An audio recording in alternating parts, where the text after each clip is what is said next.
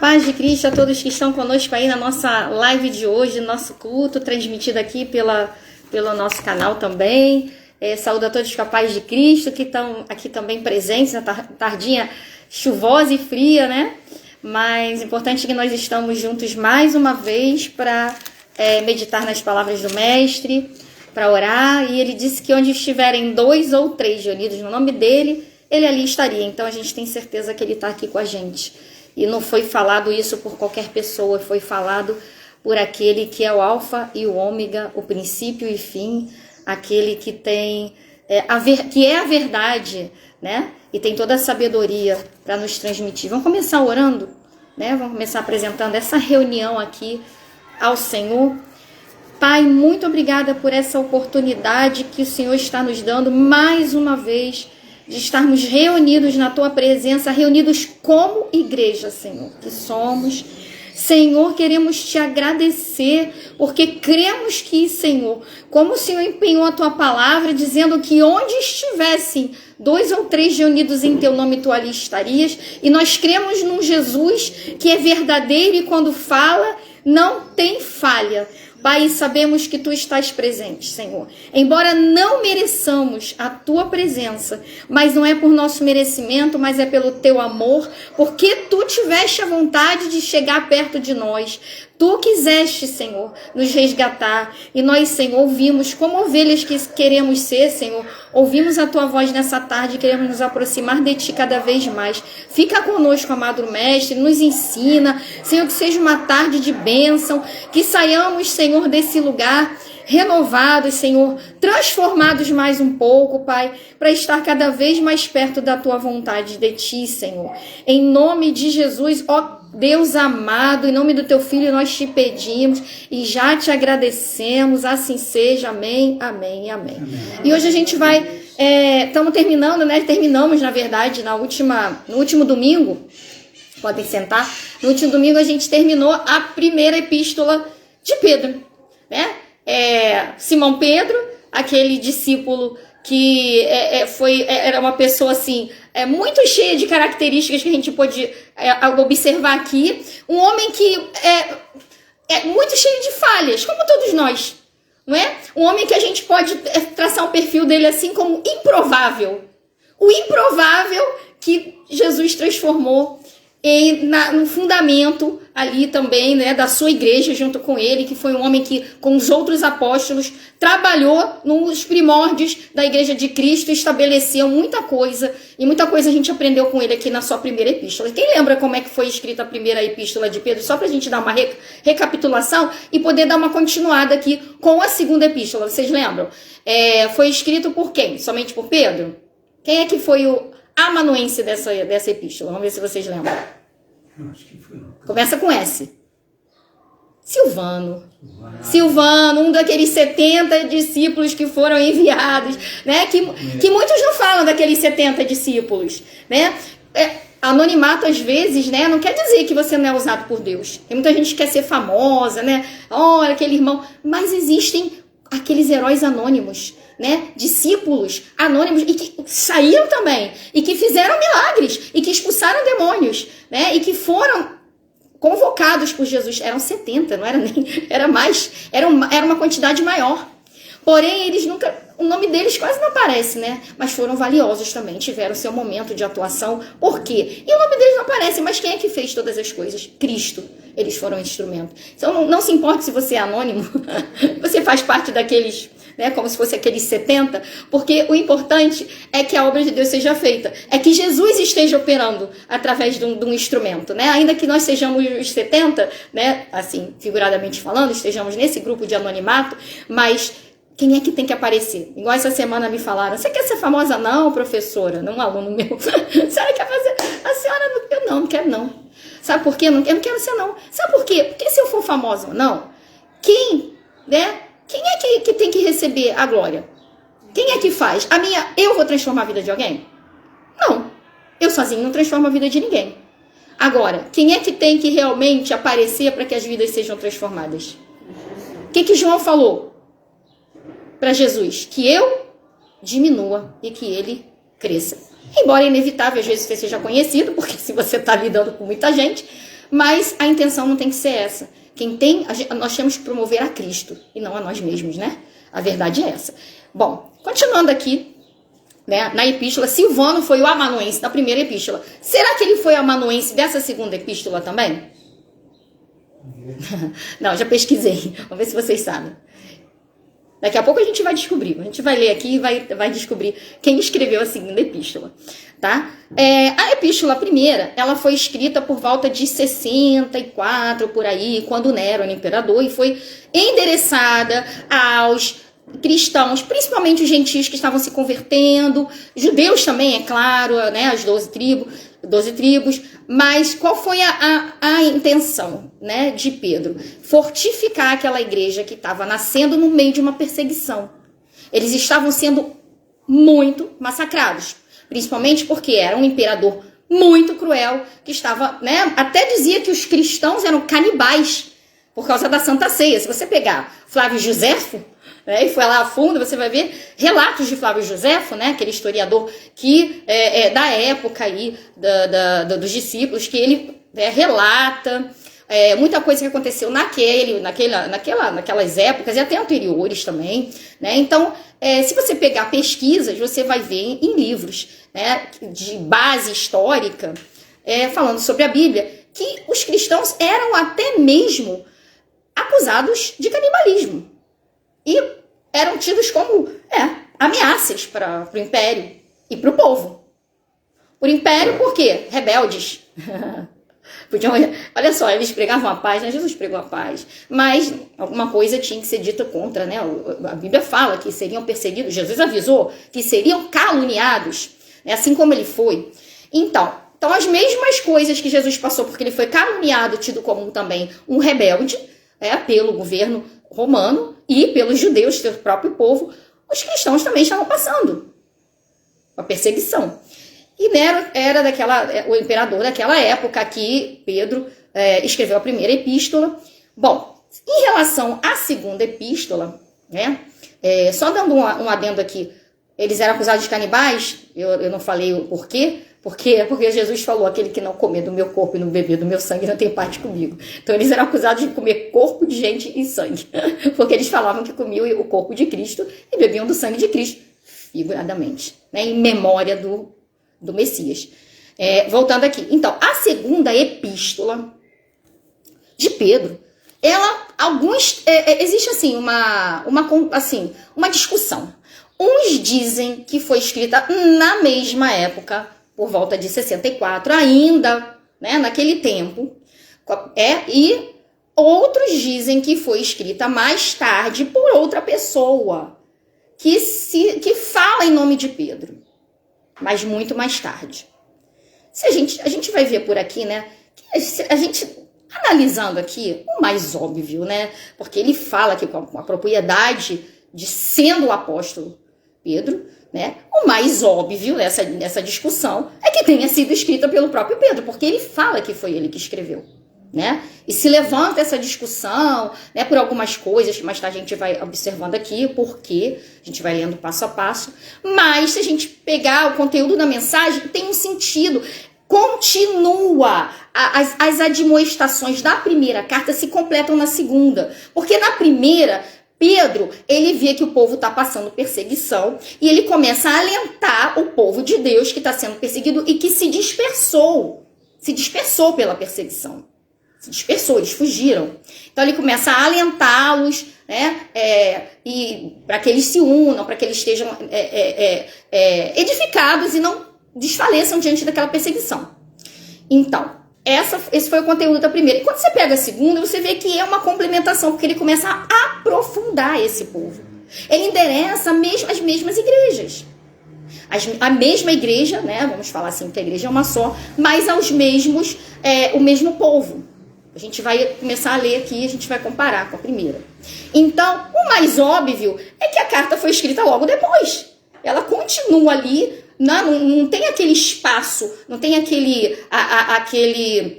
aquela lacuna. A gente vê que ele continua, é como se ele tivesse, né, pegado a primeira e, vamos aprofundar aqui, vamos explicar melhor, vamos colocar mais bases para eles, para que eles possam agora crescer, porque fala de crescimento. Na primeira, fala de quê? Fortalecer, para que eles não desfaleçam diante da perseguição e por estarem, né, dispersos. E na segunda já começa a dar coisas mais profundas para que eles, além de se fortalecer, eles comecem a crescer e aprofundar as raízes em Cristo. Vai ficar mais, né, edificados e poderem ir mais fundo, né, no conhecimento do Pai e do Messias. Bom, então a gente agora vai para a epístola aqui de fato, né? Vamos lá. Aqui nós temos o prefácio e a saudação. Capítulo 1. Olha só como é que ele se apresenta, né? Simão Pedro, servo e apóstolo de Jesus Cristo. Diferente da primeira epístola, que ele se apresenta também, mas lá no final fala que por intermédio de Silvano foi escrita. Aqui a gente não vê menção a Silvano, nem no início, e a gente vai ver que lá no final. Então, Silvano não estava como amanuense nessa segunda, pelo menos é o que deixa transparecer aqui na narrativa. Simão Pedro, servo e apóstolo de Jesus Cristo, aos que conosco obtiveram fé, igualmente preciosa na justiça do nosso Deus e Salvador Jesus Cristo. Graça e paz vos sejam multiplicadas no pleno conhecimento de Deus e Jesus, nosso Salvador. Olha o teor aqui, já que nesse início, a gente vê que ele vai partir para o quê? Ele quer agora que esse povo que ele alentou lá na primeira carta dele, que agora eles cheguem ao pleno conhecimento. A gente vê que o teor agora é aprofundamento naquilo que já foi começado a ser ensinado, né? Versículo 3. Visto como, pelo seu divino poder, nos têm sido doadas todas as coisas que conduzem à vida e à piedade, pelo conhecimento completo daquele que nos chamou para a sua glória e virtude, pelas quais nos têm sido doadas as suas preciosas e muito grandes promessas. A gente vai ver aqui que Pedro começa a relatar mais tarde quais são as promessas, né, o futuro, a promessa vindoura, né, para a igreja de então e para nós, que chegou até nós. Para que por elas vos torneis coparticipantes da natureza divina, livrando-vos da corrupção e das paixões que há no mundo. Por isso mesmo, vós, reunindo toda a diligência, associai-vos com a vossa fé e virtude. Associai com a vossa fé a virtude. E a gente daqui a pouco vai analisar isso aqui, vou parar nesse versículo. E no 6 também. Com a virtude, o conhecimento. Com o conhecimento, o domínio próprio. Com o domínio próprio, a perseverança. Com a perseverança, a piedade. Com a piedade, a fraternidade. Com a fraternidade, o amor. Olha que coisa interessante, ele já começa o ensino, né? Ele já começa aprofundando. Olha só, né? Que ele fala assim, para que nós nos tornemos, né? Nós temos grandes promessas, né? Todo mundo aqui espera nas promessas. Quais são as promessas? Tem milhares de promessas que são feitas para nós na palavra de Deus. Jesus nos deixa promessa, tanto para essa vida aqui, né, de pedir e sermos atendidos, de ter a salvação por meio dele, de ter acesso ao conhecimento, de ter acesso ao Pai, de ter a esperança de vivermos uma vida além dessa aqui, né, de termos o perdão dos nossos pecados, de termos um corpo que glorioso, que vai ser pela eternidade, né, de não nos limitarmos só a esse mundo. Então a gente tem várias promessas, tanto para esta vida, de que o Consolador estaria conosco, que ele estaria conosco como ele está conosco essa tarde, eu tenho certeza, e que o Espírito Santo nos guiaria a toda a verdade, de que nós não estaríamos órfãos. Jesus deixou várias promessas, de que se a nossa fé fosse como de tamanho de um grão de mostarda, nós faríamos coisas grandes, mesmo que ela fosse pequenininha, não é? Então, tem promessas para agora, tem promessas que ele vai julgar esse mundo, para a gente não ficar turbado achando que a injustiça vai prevalecer. Então, ele fala aqui, né? A gente vai ser participante dessas promessas, mas e coparticipantes. Agora, a maior dela todas não é nem isso tudo, né? De que as tuas necessidades vão ser supridas, de que você pode ser curado pelo poder do sangue de Jesus, que o teu clamor vai ser ouvido, que a tua família pode ser salva, né? Que a gente vai ser salvo da ira desse mundo. A maior promessa e a maior dádiva não foi nem tudo isso, porque é muita coisa já, né? Mas olha só o quão profundo Jesus usa esse homem para nos falar e que corrobora as palavras dele lá. E nós seremos o quê? Co-participantes de uma natureza divina. Sabe o que é isso? Quem somos nós? Carne. Né? Perecíveis. Pessoas falhas. Que no momento a gente duvida, que no momento a gente se entristece, que tem momentos que a gente se deprime, porque somos humanos, barro. Que no momento a gente fica assim, injuriado com tanta injustiça, e tem hora que a gente, Senhor, manda um raio, destrói tudo, porque tá muita maldade. A gente se indigna.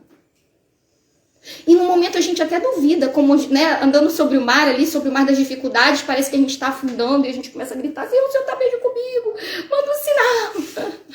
Isso acontece com todos nós. Mas olha só o que ele diz, esses vasos imperfeitos, olha o que Pedro diz, que nós, ele não está falando só para aquele povo. A palavra, né, que foi deixada aqui, foi no intuito de atingir as futuras gerações. Quando isso foi deixado registrado, não era só para eles. Era para chegar até os confins da terra. E chegou. Mas olha o que ele diz. Co-participante de uma natureza divina. Sabe? É você estar junto com Deus, participando da natureza dele. Gente, Deus é santo. Ele é perfeito. Como é que eu, toda imperfeita, como é que eu, cheia, né, de questionamento, como é que um dia tô forte, outro dia tô fraco? O próprio Paulo falou isso, que às vezes ele se sente fraco, mas aí o que o Senhor diz para ele? Que o meu poder se aperfeiçoa na sua fraqueza. Como é que eu vou ser participante junto com uma natureza divina de Cristo? Sabe? Pra gente ver o poder do sangue de Jesus.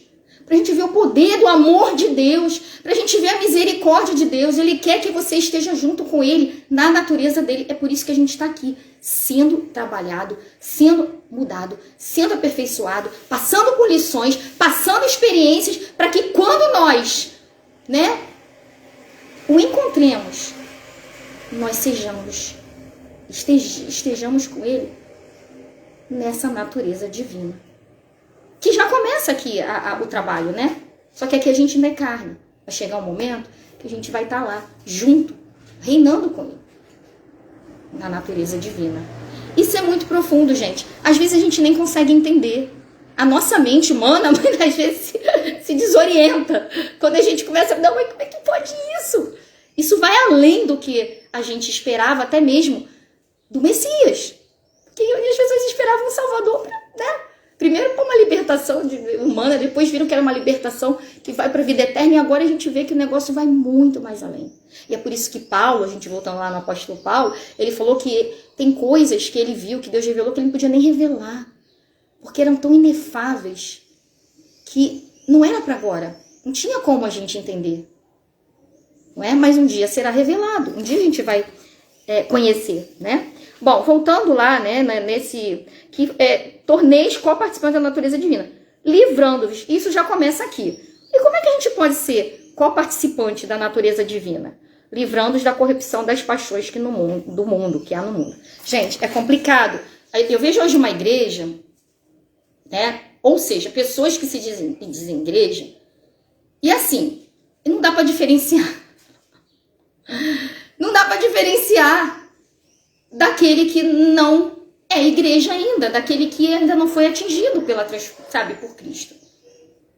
Porque parece que alguns, né, da fé acham que é o contrário. Não, eu tenho que me tornar semelhante ao mundo para conseguir pescar lá. Eu tenho que fazer o que eles fazem para chegar perto deles. Então, cadê o sal que vai salgar a terra? Então, cadê a diferença? Cadê aquilo que vai atraí-los para uma outra perspectiva de vida? Quando a gente acha que Jesus, né, que o Jesus que a gente prega tem que se moldar a esse mundo para que ele seja aceito, a gente rebaixa a Cristo e atinge a santidade dele. Não, mas eu vou sair naquela festa que toda desvirtuada, cheia de pecado ali, cheia de coisa. Não, porque eu vou ali. Não, mas eu vou ali para salvar. Aí eu vou e faço a mesma coisa que eles estão fazendo. Eu uso as mesmas estratégias como tá ali. Para me dizer que eu vou salvar. Eu via Jesus sim visitar os pecadores. Mas eu via eles sentar e ter um discurso bem diferente. Porque ele era notado como diferente. Ele não fazia as mesmas coisas. Tá entendendo?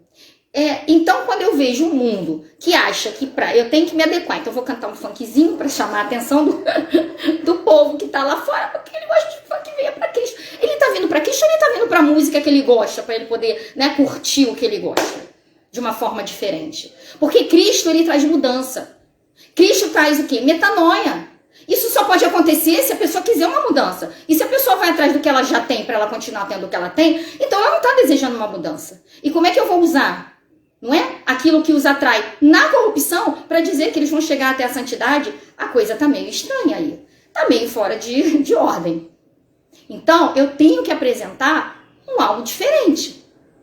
Vocês estão entendendo o que eu estou querendo dizer? E o que fala aqui? Para fugir da corrupção do mundo.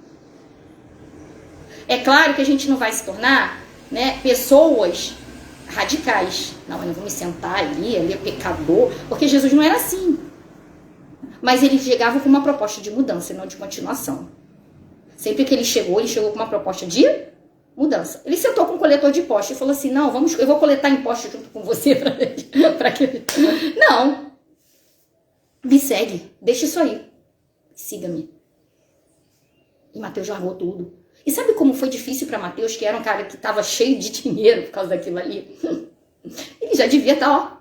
E ele tinha prestígio com os romanos, embora fossem os judeus eram odiados, mas ele não, ele tinha influência. E ele teve que romper com aquilo tudo e se tornar uma pessoa, sabe, de uma classe mais baixa, junto com pessoas que eram rejeitadas, que eram consideradas, né, assim, por muitos que não tinham muita influência, até mesmo... aquele grupinho do revolucionário, ele deixou tudo aquilo e foi até perseguido por isso. Aí ele estava sendo perseguido tanto porque ele era um ex-coletor de impostos e odiado pelos judeus, e agora ele estava sendo odiado pelos romanos porque ele estava sendo considerado um traidor, porque o império deu tudo a ele, ali você como um judeu, né? E você, poxa, a gente te deu o privilégio de ser uma pessoa importante dentro do nosso povo, você sendo judeu, e agora você vai e abandona tudo isso para seguir um homem que está aí pregando na praia, né? Pregando. Ele abdicou de tudo aquilo. Então é mudança. É mudança. É negar-se. Tome a sua cruz e negue-se a si mesmo. Todos eles tiveram que negar alguma coisa. Todos aqueles que foram chamados por Cristo. E não continuar, não. Vamos deixar isso aqui dentro da igreja, porque senão o jovem vai embora.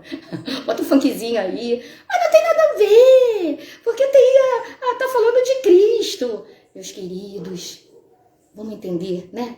Vamos entender qual é a proposta de Cristo? É transformação. É transformação. Não é você ser bitolado. Não é você também, né? Se tornar uma pessoa, não posso isso, eu não posso aquilo, não posso aquilo. É equilíbrio. Nem ir para um lado extremo, né? De, eu não posso conversar com ninguém que não seja da igreja, não, eu não posso parar no meio da rua, não, eu não posso isso, eu não posso aquilo, eu não posso sair com a minha família para uma praia, eu não posso, é pecado, tudo é pecado. Nem é isso. E nem a libertinagem, não é? Não, mas aí já que eu posso, então vamos lá, vamos me tornar um pouquinho. Não, vinho pode, mas então vamos tomar uma garrafa inteira e vamos nos embebedar? Não. Então, já que pode, vamos pra praia assim com essa roupa minúscula. Vamos lá, só assim a gente vai conseguir mostrar que a gente é moderno, que a gente vai atrair pessoas.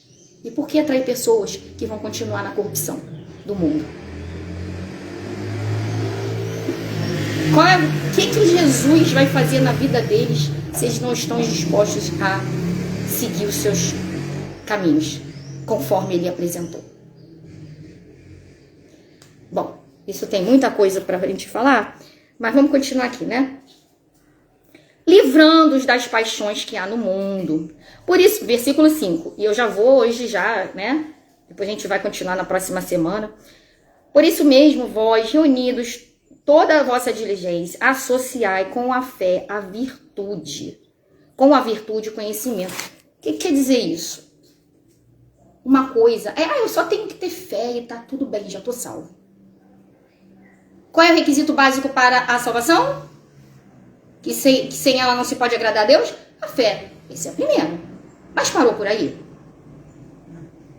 Porque fé, acreditar, né? Todo mundo acredita. Ou, todo mundo não, tem gente que não acredita, mas eu digo assim, a Bíblia fala que até o diabo, os demônios sabem que Deus existe, que Jesus é o Salvador e estremecem, nem por isso essa fé, né? Que não é uma fé, é só um saber que ele existe. É crer porque sabem que é verdade, porque eles têm conhecimento, eles veem, eles já conhecem antes de nós o Criador, já conhecem Cristo antes de nós, né? Mas, e aí? E até eles estremecem, mas continuam sendo, né, o mal. Então não é só a fé. A fé é o início. E sem ela não tem como você se aproximar de Deus. Mas com ela, quando a fé é efetiva, ela vai se desdobrando em outros requisitos que se necessita para você poder estar perto de Deus e ser trabalhado por Ele, como Pedro estava aqui propondo para essa igreja, propondo para esse povo que estava ali conhecendo a Jesus, né? Estava tendo aquele primeiro contato com Jesus, sendo perseguido por ele, mas com a fé ali. A fé eles já tinham. Eles tinham tanto fé que eles colocavam a vida deles em risco. Mas olha só o que ele propõe agora. Olha, junto com a fé tem que ver o que? A virtude. Né? Virtude, um poder que sai disso, né? Que começa a ser exteriorizado, né? E que mais? Depois vem o quê? Conhecimento. Tem que ter conhecimento.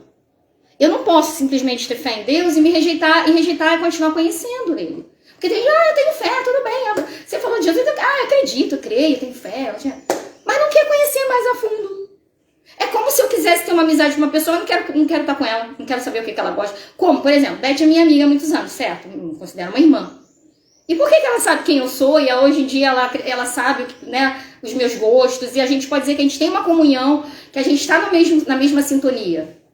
Imagina se lá atrás ela, a Luciana é legal e tudo, mas não quisesse se aproximar. A Beth é legal, mas não. Tá, ela seria somente uma conhecida. E o que isso ia, qual é a experiência que eu ia ter com ela na minha vida? Como é que a gente ia caminhar junto? E como é que eu podia dizer, né, que eu teria realmente uma comunhão com ela? Nunca. Porque a única coisa que ela ia saber era meu nome, que eu morava na rua tal, e acabou. Então, estar com Cristo e dizer cristão é como uma relação de amizade. Hoje você crê, hoje você conhece, hoje você crê, né? E você conhece, só que esse conhecimento não pode parar em só saber que ele, eu creio nele, ele é bom, Jesus é o Salvador, e acabou. É andar junto. É experiência. É saber quem é Cristo, o que Ele quer de você, por onde quer que Ele que você ande. É o que Ele tem, né? O plano que Ele tem para sua vida. Como que você vai estar sendo usado por Ele. É conhecer Ele mais a fundo. Isso aqui o mestre gosta, isso aqui a gente sente quando... Isso aqui o mestre não tá gostando não, sempre, perdão. Pisei na bola, mas perdoa. Vou acertar, da próxima vez, já sei. Isso não. Sabe? Essas coisas que só se obtêm quando você tem relacionamento, conhecimento, conhecer. Por isso que a Bíblia fala, né? Pra gente conhecer e prosseguir conhecendo ao Deus, né? A Deus, né?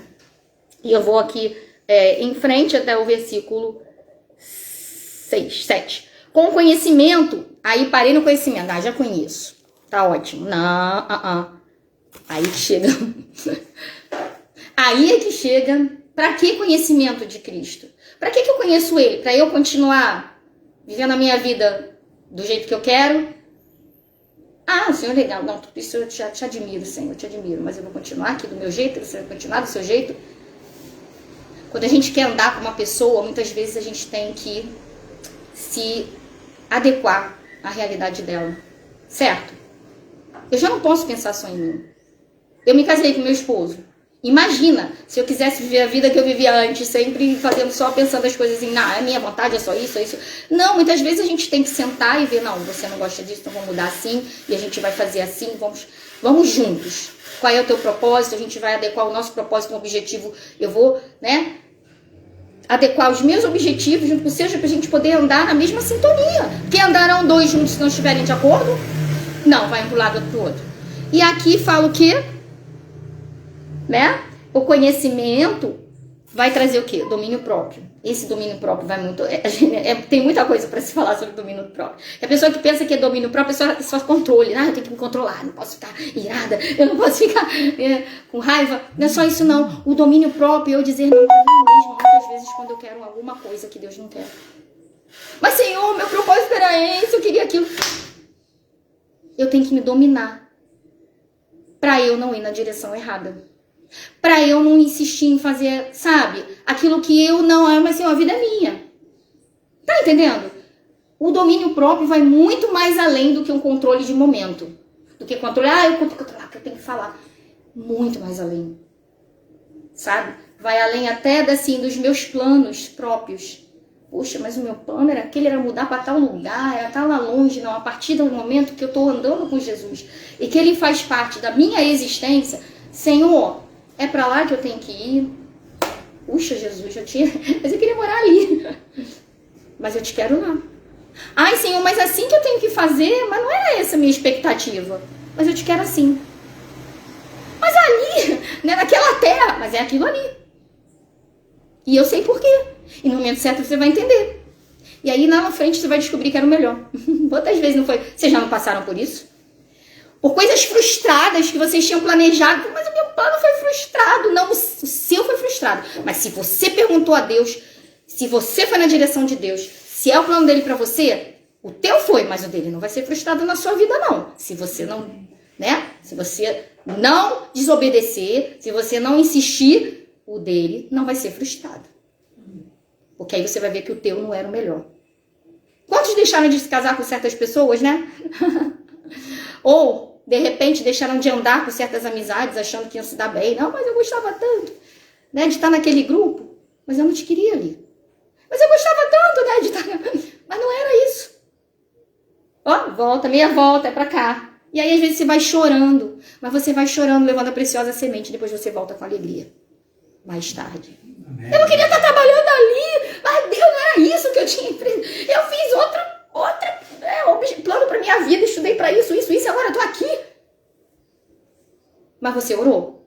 Se você não orou e tomou a decisão sozinha, aí não vamos, né? Vamos dizer que vamos botar a responsabilidade em Deus. Mas se você perguntou, Deus fechou a porta, você não entendeu nada, ele abriu a outra, você orou e entrou naquela ali, e você, calma, porque é ali que Deus vai te honrar. Vai chegar um momento que você vai dizer, entendi. Era isso. E aí a gente vai para o quê? Domínio próprio, a perseverança. Porque tem momentos que a gente tem vontade de desistir de certas coisas. Não dá mais. Não é? Senhor, não quero mais isso não. E Deus continua. Mas não quero, Senhor, não tá dando fruto. Não tá dando fruto agora, você vai ver lá na frente. Não tá resolvendo. Calma. Tá orando? Tá fazendo, né? Não é que se você estiver insistindo numa coisa que você já viu, que Deus já te deu a carta de não é aí tudo bem. Mas se é aquilo que você tem orado, você tá ali, não sai dali enquanto Deus não te mandar sair. Sabe? Não toma um passo enquanto Deus não te mandar fazer. Persevera. E não nega Jesus. Persevera. Mas é tão difícil. As pessoas não me entendem. Eu quero ser moderninha. Eu quero ser moderninho. Eu quero ser mais influente. Eu quero que as pessoas não me olhem assim atravessado. Eu quero concordar com certas coisas. Mais importante é agradar a Deus do que aos homens. E até mais importante que agradar a si mesmo. Persevera. Né? Continua. A piedade, a gente vai aqui na misericórdia. E eu lembro de Jesus falando, né? Aliás, no Antigo Testamento, Deus Pai falando, misericórdia quero e não sacrifício. E Jesus repetindo, né? A piedade. Eu quero ser cristão, mas eu não quero nem saber do... Quem quiser que se lasque, porque não está querendo atender a Deus. É assim não, às vezes a gente tem que entender que Deus tem tanta misericórdia com a gente, né? Então a gente também tem que... Às vezes eu vejo certas posturas de pessoas que eu fico assim, meu Deus, se eu fosse o Senhor, eu fazia acontecer. Eu já falei isso pro meu marido. Senhor, esse mundo tá tão ruim que se eu fosse o Senhor, mandava um meteoro. Aí eu, caramba, eu tô nele. Eu também assim, eu ia evaporar junto. Né? E aí eu fico pensando, se Deus fosse igual a gente, a piedade, a misericórdia. Ainda bem que Jesus não pensa igual a gente, ele é misericordioso. Sabe, piedade é amor. Piedade e misericórdia, né? Amor anda junto com a misericórdia. Porque não existe amor sem se compadecer. Não existe amor sem se colocar no lugar do outro.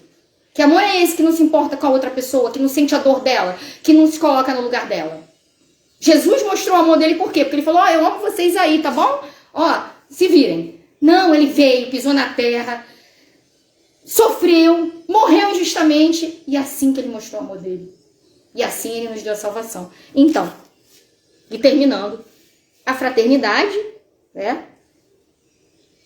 Que está totalmente ligada, né? Você considerar o outro teu irmão, o teu próximo, e aí fecha todas as coisas, o mais importante, que é o amor, que é, aí todas essas coisas reunidas chegam no vínculo da perfeição, o amor. É isso que Deus quer, trabalhar todas essas coisas. Então Pedro, ele une tudo isso aí, e ele, através dessa carta, o que ele vai fazer? Através dessa carta, ele vai passar orientações para exercitar nessa igreja que está começando, que está precisando de instrução, porque ainda eram meninos, eles estavam passando perseguição, estavam tendo fé, mas eles ainda não tinham ainda uma base para entender muita coisa, sabe? É como uma criança que confia no pai, se joga porque o pai está falando, mas ainda não entende, tá indo para uma viagem que, pode deixar que o pai tá te levando para o lugar, mas ele não entende. Aí quando ele chega no lugar, o pai já começa a mostrar, olha, eu quero isso, na nossa vida, na nossa família, eu quero assim, e ele começa a crescer em graça e conhecimento. E Pedro está fazendo isso, Deus está usando Pedro, né? Jesus está usando Pedro para fazer isso com os filhos dele, de Deus, né? Para mostrar, o que eu vou fazer com vocês agora? É através dessas recomendações, né? Vocês vão crescer em virtude, conhecimento, vocês vão aprender a se dominar, a perseverar, a ter piedade, a serem irmãos uns dos outros mesmo, a ter a fraternidade. E aí vocês vão chegar naquilo que Jesus quer, que ele falou, ama ao próximo como a ti mesmo, com amor. Que Deus é amor. E aí sim você é co-participante da natureza divina, porque não se pode estar na natureza divina se Deus é amor e eu não tenho isso. Então como que eu posso estar numa natureza do amor se eu não tenho amor? E Deus é o quê? E a natureza que está se propondo ser trabalhada em nós é o quê? Deus, que é amor. Então tudo isso a gente vai ver nessa epístola aqui, que ele vai trabalhando aos poucos, né? Eu vou parar hoje porque tem muita coisa, a gente vai falar, já falei bastante, e a gente vai continuar analisando, tá? Nos próximos domingos, nas palavras de Pedro. Amém? E que na verdade são orientações que Cristo deixou para ele passar para sua igreja.